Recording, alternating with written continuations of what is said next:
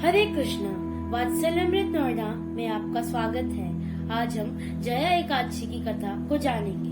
तो एक बार की बात है, युधिष्ठिर महाराज ने श्री कृष्ण से पूछा, हे भगवान, माघ मास में शुक्ल पक्ष में आने वाली एकादशी का क्या नाम है तथा इसका क्या महत्व है?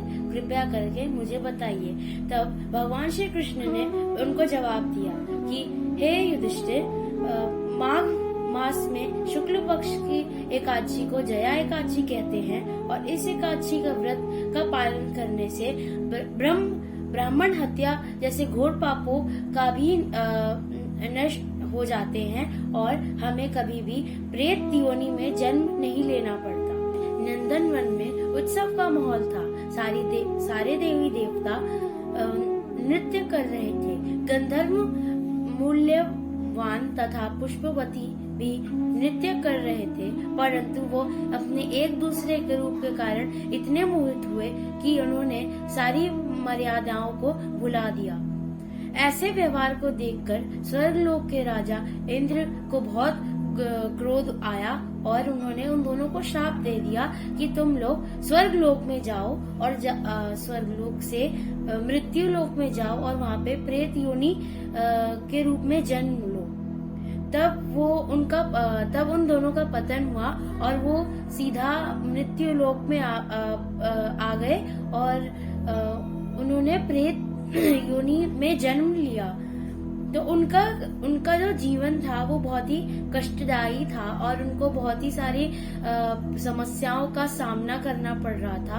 और उन्होंने ये सोचा कि हम अगर हमें इससे छुटकारा पाना है, इस श्राप से छुटकारा पाना है, तो हमें ज्यादा से ज्यादा अपने आप को पापों से दूर रखना पड़ेगा।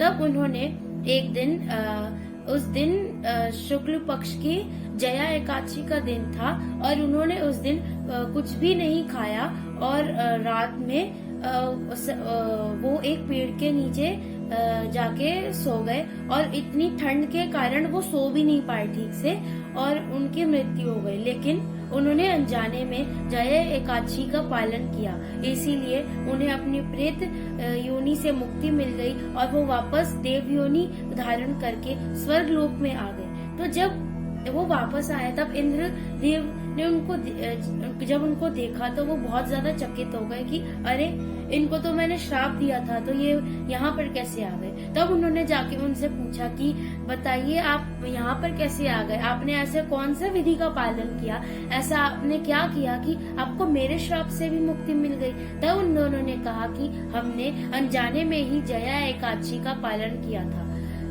और इसके कारण ही हमें श्री कृष्ण की कृपा से वापस देव योनि में धारण करने का अवसर मिला। तब इंद्रदेव ने उनसे कहा कि आपने भगवान की सेवा की और भगवान की प्रसन्नता के लिए आपने जया एकादशी का पालन किया, इसीलिए आप मेरे द्वारा भी पूजनीय हैं। तो इसी प्रकार जया एकादशी का पालन करने से कभी भी किसी मनुष्य को प्रेत योनि में जन्म नहीं लेना पड़ता तथा उसको घोर से घोर पापों से भी मुक्ति मिलती है। हरे कृष्णा।